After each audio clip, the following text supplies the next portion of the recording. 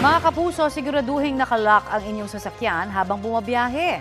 Sa R10 o Mel Lopez Boulevard sa Maynila, huli kampo ang panghahablot ng bag mula isang sasakyang naipit sa traffic. Balitang hatid ni Oscar Oida. Sa videong ito na nakuha ng GMA Integrated News, makikita ang dalawang lalaki na animoy sinisipat ang isang dumaraang sasakyan sa Road 10 sa Maynila. Ang isa, patingin-tingin mula sa bangketa, habang ang isa, lumapit at tila pinaikutan ang sasakyan.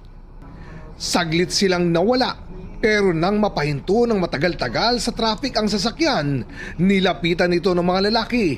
Binuksan ang pinto at pinagtulungang hablutin ang bag ng pasahero. Sabay takbo. Agad nag-imbestiga ang Manila Police District at tukoy na nila ang mga suspect. Inihintay lang natin itong biktima na mag-report sa ating kapulisan o makipag-ugnayan sa ating kapulisan para masampahan natin ng kaukulang reklamo itong mga taong ito.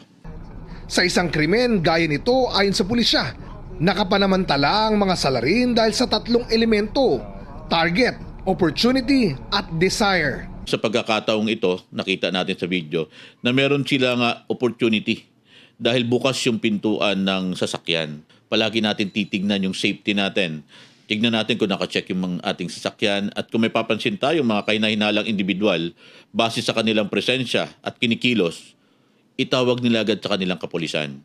Paalala ng isang road safety expert, maging alisto lalo na sa mga lugar na alam na delikado. Unang-una, dapat nilalak lahat ng pinto ng kotse. Palagi nakalak ang lahat ng pinto. Baka pwedeng nalalak o naka-strap o kahit na ano, para lang hindi madaling damputin. Paano kung nasa sasakyan o open type tulad ng jeepney o motorsiklo? Maglalagay ako ng kahon o parang box na doon ko ilalagay ang mga gamit ko. Hindi yung open na nasa upuan lang.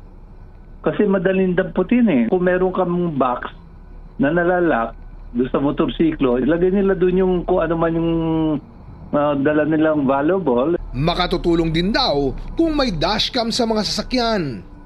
Oscar Oida, nagbabalita para sa GMA Integrated News.